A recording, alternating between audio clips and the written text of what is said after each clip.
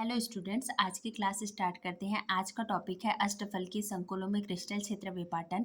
इसका वीडियो आपको एक पीछे भी बना है कि कैसे उसका विपाटन होता है। उसके बाद आज हम थोड़ा कंडीशन के बारे में पढ़ेंगे, जब लिगेंड प्रबल हो और दूसरा लिगेंड दुर्बल हो तो इस प्रकार के संकुलों में किस प्रकार से इन क्रिस्टल क्षेत्र का विपाटन होगा। तो पहला कंडीशन देखते हैं, जब लिगेंड प्रबल हो। तो जब लिगेंड प्रबल हो तो क्या होगा, डेल जीरो का मान अधिक होगा। अब डेल जीरो का मान अधिक होगा तो डेल जीरो क्या कहलाता है, क्रिस्टल क्षेत्र विघटन ऊर्जा कहलाता है। आपको लास्ट वीडियो में मैंने इसका परिभाषा भी बता दिया है, परंतु अभी शॉर्ट में और समझ सकते हैं। जब डी कक्षा का विपाटन होता है तो वो क्या होता है, T2G और EG में टूटता है, कन्वर्ट होता है। तो उन दोनों कक्षाओं T2G और EG के कक्षाओं के ऊर्जा का अंतर ही क्या कहलाता है, डेल जीरो या क्रिस्टल क्षेत्र विघटन ऊर्जा कहलाता है। अब क्या होगा, जब लिगेंड प्रबल होता है तो ये डेल जीरो का मान रो से बहुत अधिक होता है, अर्थात क्रिस्टल क्षेत्र विघटन ऊर्जा का मान युग्मन ऊर्जा से अधिक होता है। इसलिए क्या होगा, यहाँ पे क्या होगा, पहले 6 इलेक्ट्रॉन T2G में जाएगा, उसके बाद 4 इलेक्ट्रॉन EG में जाएगा। ठीक है, ये आपको अभी सिंपल बस इतना ही समझना है। उसके बाद इसका एग्जाम्पल क्या है, ये देखो यहाँ पे दो कॉम्प्लेक्स है, एक कोबाल्ट का है और दूसरा एक कोबाल्ट में अमोनिया प्रबल लिगेंड है और यहाँ पे क्या है, फ्लोरीन है ना। तो यहाँ पे क्या होगा, ये प्रबल क्षेत्र लिगेंड है और ये क्या है, दुर्बल क्षेत्र लिगेंड है। तो यहाँ पे क्या होगा, ये कॉम्प्लेक्स ऐसा जो बनता है, यहाँ पे 3+ हुआ और यहाँ पे 3- है। और यहाँ पे जो इसका इलेक्ट्रॉनों का वितरण है उसको एक शॉर्ट में समझिएगा, आपको एग्जाम में इसको लिखना नहीं है।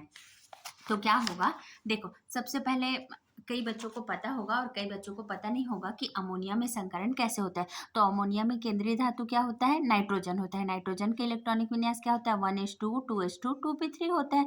अब इसमें कौन सा संकरण होता है, sp3 संकरण होता है, ये हम सभी जानते हैं। ठीक है, अब हम लोग यहाँ पे समझेंगे ये कि यहाँ पे ये अमोनिया में ऐसे दो बिंदी क्यों लगाया गया है।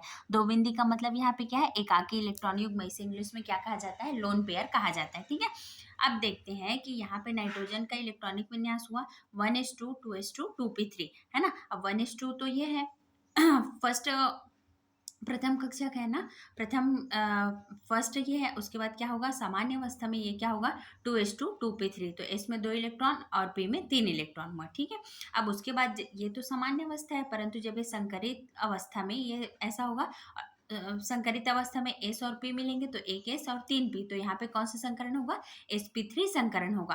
अब उसके बाद क्या होगा, जब ये अतिव्यापित होंगे तो यहाँ पे तो सेम है, 2 इलेक्ट्रॉन है वो 2 इलेक्ट्रॉन रहेगा। यहाँ पे कितने युग्मित इलेक्ट्रॉन है नाइट्रोजन के, 1 2 और 3। तो यहाँ पे क्या होगा, ये पहला हाइड्रोजन, दूसरा हाइड्रोजन और तीसरा हाइड्रोजन।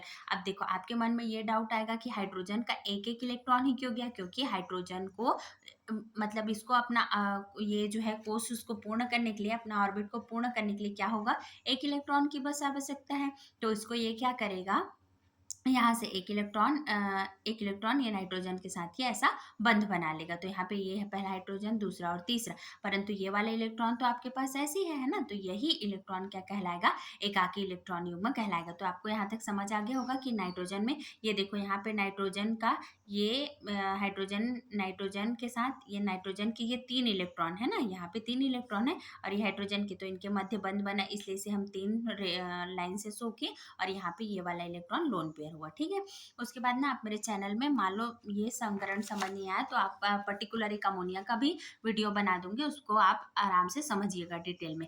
अब देखो यहाँ पे कोबाल्ट का परमाणु क्रमांक कितना होता है, 27 होता है ना। ये 3D सीरीज का एक एलिमेंट है। तो इसका इलेक्ट्रॉनिक विन्यास क्या होगा, 1s2 2s2 2p6 3s2 3p6 4s2 3d7।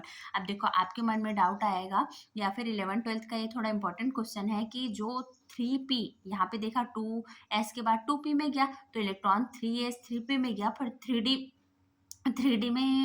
में पहले क्यों नहीं गया, 4s में पहले क्यों गया। तो इसके लिए है n+l का रूल कहलाता है ना, n+l रूल। तो n+l रूल के लिए क्या करेंगे, एकदम सिंपल लॉजिक है इसका। देखो यहाँ पे क्या लिखा है, 4s और 3D। तो हमको देखना है कि यहाँ पे ये दोनों में तीन छोटा है 4 से, पर इसमें जाना चाहिए इलेक्ट्रॉन, तो 4s में क्यों चला गया।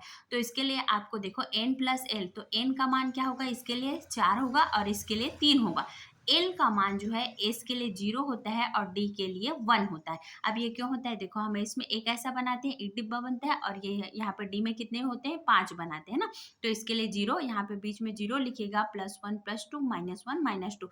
तो एस का वैल्यू क्या है, केवल 0 है ना, और यहाँ पे डी का वैल्यू कहाँ से कहाँ वेरी कर रहा है, +2 से -2 तक, इसलिए एल के लिए डी का मान क्या होगा, 2 होगा। अब n प्लस एल, 4 के लिए क्या होगा, 4 के लिए n का मान हुआ 4, एस के लिए n का मान हुआ 4, एस का मान हुआ 0, 3d के लिए क्या हुआ, 3 का मान हुआ n का मान 3 और डी का मान हुआ 2। तो यहाँ पे 4 आया, यहाँ पे 5 आया, तो क्या होगा, 4s और 3d का जब हम n प्लस एल वैल्यू निकाले तो क्या होगा, 4s के लिए वैल्यू तो आ रहा है 4, पर 3d के लिए वैल्यू आ रहा है 5, तो 4 और 5 में छोटा कौन है, 4 है, इसीलिए इलेक्ट्रॉन क्या होगा, पहले 4s2 में जाएगा। अब देखो यहाँ पे कोबाल्ट 3 प्लस हुआ ना, तो यहाँ पे क्या है, एक्चुअल इसका 4s2 3d7, तो 3d7 में क्या होगा, जब यहाँ से कोबाल्ट 3 प्लस बनेगा तो क्या होगा, 2 इलेक्ट्रॉन एस से जाएगा और 1 इलेक्ट्रॉन 3d से जाएगा, अर्थात क्या होगा, जब 3 इलेक्ट्रॉन यहाँ से गायब हो जाएगा, कोबाल्ट 3 प्लस कब बनेगा, जब ये 3 इलेक्ट्रॉन कहीं दान कर देगा, है ना। तो यहाँ पे क्या होगा, 4s0 और 3d6।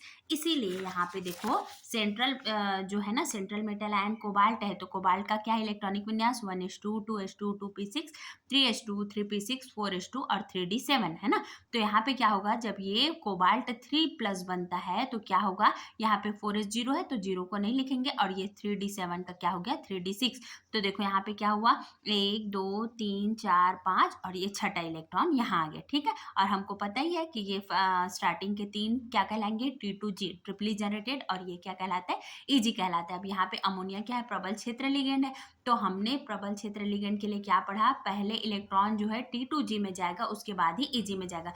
सॉरी, ये बाय मिस्टेक ऐसा हो गया था। तो यहाँ पे क्या है, जब ये वैल्यू बहुत ज़्यादा है ना, क्रिस्टल क्षेत्र विघटन ऊर्जा का मान बहुत ज़्यादा है, तो क्या होगा, ये 6 इलेक्ट्रॉन पहले एक एक करके 1 2 3 हुआ, फिर ये चौथा इलेक्ट्रॉन, पांचवा इलेक्ट्रॉन, छठवा इलेक्ट्रॉन। इसको आप एक सिंपल सा एग्जाम्पल से समझ सकते हैं। बरसात के मौसम में एक छोटा सा नाला है ना, उसको आपको पार करना है, तो क्या करोगे, यदि वो नाला बहुत, उस नाले की चौड़ाई बहुत ज़्यादा है, तो आप क्या करोगे, इसको क्रॉस कर पाओगे क्या, नहीं। तो सेम वही है कि कपलिंग ऊर्जा से ये जो क्रिस्टल क्षेत्र विघटन ऊर्जा है, इसका मान बहुत ज़्यादा है, इसलिए क्या होगा, ये 3 इलेक्ट्रॉन के बाद चौथा इलेक्ट्रॉन यहाँ नहीं जा पाएगा, और चौथा इलेक्ट्रॉन यहाँ आ गया, पांचवा इलेक्ट्रॉन यहाँ, और छठा इलेक्ट्रॉन यहाँ, मतलब यहाँ के जो 6 इलेक्ट्रॉन है, वो 6 इलेक्ट्रॉन क्या हो गया, यहीं पे ही फिल हो गया। आपको एग्जाम में ऐसा लिखना है कि कोबाल्ट ये कॉम्प्लेक्स का प्रबल क्षेत्र संकुल में इलेक्ट्रॉनों का वितरण। ये तो अभी मैंने समझाया कि अमोनिया से कैसे ये संकुल का निर्माण होता है। उसके बाद देखो आपको ये है कि एग्जाम में ऐसा क्वेश्चन आता है, क्रिस्टल क्षेत्र विघटन ऊर्जा के लिए इलेक्ट्रॉनों का वितरण के लिए ना आपको एक डायग्राम बनाना पड़ेगा। तो आपको एग्जाम में कोई भी क्वेश्चन पूछे, आपको फाइनल ईयर के हिसाब से डिटेल में लिखना होगा। मान लो आपको क्वेश्चन पूछा ना, अष्टफल के संकुल के लिए प्रबल क्षेत्र लिगेंड में इलेक्ट्रॉनों का वितरण समझाइए, तो सबसे पहले बताना है कि अष्टफल के संकुल में लिगेंड क्या, सॉरी, इनका विपाटन कैसे होता है, फिर क्रिस्टल क्षेत्र विघटन ऊर्जा, और बाकी आपको जो भी परिभाषा इससे रिलेटेड ऐड कर सकते हैं उसको एग्जाम में लिखेगा। उसके बाद इसको क्या करना है, ये बताना है कि जब D1 है तो पहला इलेक्ट्रॉन कहाँ जाएगा। इसको आप एकदम बेसिक एग्जाम्पल से भी समझ सकते हो। देखो D1 है तो क्या होगा, यहाँ पे हम बना लिए ये डी कक्षक है, ठीक है। उसके बाद यहाँ पे ऐसा विपाटन होगा तो ये क्या होगा, यहाँ पे 2 और यहाँ पे क्या होगा, ये 3 इलेक्ट्रॉन, ठीक है। जब ये D1, यहाँ पे देखो, मान लो यहाँ पे 1 इलेक्ट्रॉन है तो फर्स्ट इलेक्ट्रॉन कहाँ आएगा, यहाँ आएगा। अब ये यहाँ पे देखो D2 है तो सेकेंड इलेक्ट्रॉन कहाँ आएगा, यहाँ आएगा। अब D3 है तो यहाँ पे थर्ड इलेक्ट्रॉन आएगा, ठीक है। अब देखो D4 है तो चौथा इलेक्ट्रॉन यहाँ आएगा। पांचवा इलेक्ट्रॉन है तो ये कहाँ आएगा, पांचवा इलेक्ट्रॉन यहाँ आएगा, ठीक है। छठवां इलेक्ट्रॉन तो यहाँ पे आएगा। फिर जब सातवां इलेक्ट्रॉन यहाँ आया D7 तो वो यहाँ आएगा। आठवां इलेक्ट्रॉन यहाँ आएगा, और नौवां इलेक्ट्रॉन यहाँ आएगा, और 10वां इलेक्ट्रॉन यहाँ जाएगा। मतलब T2G में पहले 6 इलेक्ट्रॉन आएंगे, उसके बाद EG में आएगा, और ये जो इसका ऊर्जा का अंतर है यही क्या कहलाता है, del0 कहलाता है, क्रिस्टल क्षेत्र विघटन ऊर्जा। तो उसी को आपको डायग्राम में बताया गया है कि जब D1 है तो पहला इलेक्ट्रॉन DXY में आएगा, है ना। उसके बाद दूसरा इलेक्ट्रॉन यहाँ आएगा, फिर तीसरा इलेक्ट्रॉन यहाँ आएगा, चौथा इलेक्ट्रॉन यहाँ पे आया, उसके बाद पांचवा इलेक्ट्रॉन यहाँ आया, फिर छठवां इलेक्ट्रॉन यहाँ, सातवां यहाँ, आठवां यहाँ, फिर उसके बाद इनका कपलिंग हुआ, है ना। उसके बाद ना अयुग्मित इलेक्ट्रॉनों की संख्या, इसमें कितने अयुग्मित इलेक्ट्रॉन है? एक। उसके बाद यहाँ पे कितने अयुग्मित इलेक्ट्रॉन है? दो। यहाँ पे तीन। यहाँ पे फिर क्या हो गया? यहाँ पे दो अयुग्मित इलेक्ट्रॉन है, यहाँ एक अयुग्मित इलेक्ट्रॉन है। उसके बाद यहाँ पे तो जीरो है, फिर उसके बाद एक दो तीन ऐसे करके। और उसके लिए यहाँ पे टेबल जो है इसमें क्या लिखा है? धातु आयन में डी इलेक्ट्रॉनों की कितनी संख्या है? ये T2G ऑर्बिटल है, एक दो तीन, और यहाँ से Eg ऑर्बिटल है, ये ऐसा हुआ। उसके बाद ना अयुग्मित इलेक्ट्रॉनों की संख्या वाला। उसके बाद यहाँ पे क्या है? चुंबकीय आघूर्ण, इसको क्या कहा जाता है? Bore magnetron. तो 1 के लिए वैल्यू 1.73, फिर 2.83, 3.87, है ना। यहाँ पे 2 के लिए 3.30 और 1 के लिए 1.80, उसके बाद 0 ऐसे करके आपको 1.80, 2.83 ऐसे करके आपको ये वैल्यू याद करना है। उसके बाद ना जब लिगेंड दुर्बल हो तो दुर्बल लिगेंड के लिए क्या करना है? जो प्रबल है ना उसी का क्या करना है? अपोजिट लिखना है। हमने उसमें क्या लिखा था? जब लिगेंड प्रबल हो तो उसके लिए डेल जीरो का मान अधिक होता है लिखा था, पर इसमें क्या होगा? डेल जीरो का मान कम होगा। और हुंड के नियम का ये पालन करते हैं क्योंकि इनकी युग्मन ऊर्जा का मान इससे अधिक होता है। तो क्या है? ये जो है क्रिस्टल क्षेत्र विघटन ऊर्जा लेस देन ये रो क्या है यहाँ पे? क्रिस्टल सॉरी युग्मन ऊर्जा है। तो क्या होगा? पहला इलेक्ट्रॉन T2G में पहले के तीन इलेक्ट्रॉन T2G में आएंगे 1 2 3। उसके बाद क्या होगा? Eg में आएंगे 4 5, उसके बाद 6 7, फिर यहाँ से 9 10 करके आएगा। उसके बाद क्या है? COF6, इसका एग्जाम्पल है कि यहाँ कोबाल्ट है ना, तो यहाँ पे क्या है? फ्लोराइड आयन, ये क्या है? दुर्बल लिगेंड है। और CO3+, यहाँ पिछले उसमें समझा दिया थोड़ी देर पहले कि कैसे 3D6 होगा।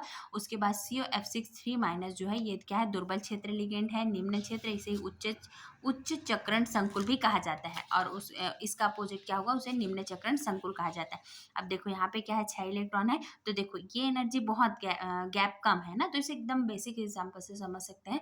मान लो कोई छोटा सा नाला है जो कम चौड़ा है, तो क्या करोगे आप? इजिली यहाँ से यहाँ जंप कर जाओगे। सेम वही कंडीशन, यहाँ पहला दूसरा तीसरा इलेक्ट्रॉन, चौथा इलेक्ट्रॉन, पांचवा इलेक्ट्रॉन और ये छठवा इलेक्ट्रॉन, क्योंकि ये, और आपको एग्जाम में भी ना ये एनर्जी जो वो है डिफरेंस है क्रिस्टल क्षेत्र विघटन ऊर्जा, इसको क्या करना है? छोटा बनाना है, इस बीच का गैप कम करना है आपको एग्जाम में, ठीक है।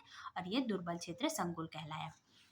उसके बाद इसके लिए फिर से वही सेम टेबल कि यहाँ से DXY और YZ आप एक बना लोगे, फिर प्रैक्टिस हो जाएगी। फिर देखो यहाँ पे तीन इलेक्ट्रॉन तो सेम है, पर चौथा इलेक्ट्रॉन यहाँ प्रबल क्षेत्र के लिए यहाँ आएगा, परंतु दुर्बल क्षेत्र के लिए यहाँ पे आए। फिर पांचवा इलेक्ट्रॉन, फिर छठवा, सातवां, आठवां, नौवां और ये 10वां इलेक्ट्रॉन। उसके बाद यहाँ पे कितने युग्मित इलेक्ट्रॉन है? एक, है ना। यहाँ पे कितने युग्मित इलेक्ट्रॉन हो गए? दो। और यहाँ पे 3 4 ऐसे करके, फिर उसके बाद ये आपको वैल्यू ये थोड़ा याद करना पड़ेगा। 1 के बाजू में है तो 1.73, 2 के बाजू में 2.83, फिर 3.87, 4 पॉइंट, और यहाँ से 5। उसके बाद ना यहाँ के बाद 5 के बाद क्या है? डी में 5 इलेक्ट्रॉन्स के बाद ही पेयरिंग शुरू होता है, तो 5 के बाद इसको क्या करना है? जस्ट अपोजिट कर देना है। देखो 5.92 के ऊपर में क्या है? 4.90, तो ये लिखा है 4 के उसमें 3 2 1, फिर लास्ट में 0।